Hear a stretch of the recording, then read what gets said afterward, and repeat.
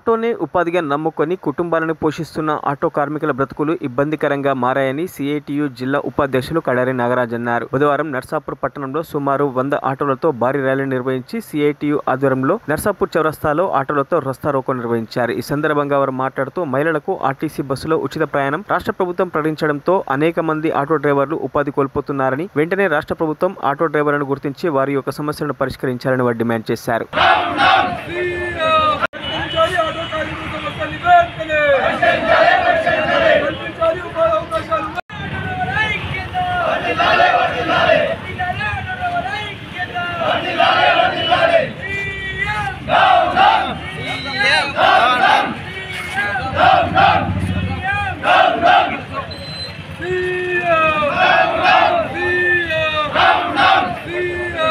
మరిన్ని అప్డేట్స్ కోసం మా ఛానల్ని సబ్స్క్రైబ్ చేయండి.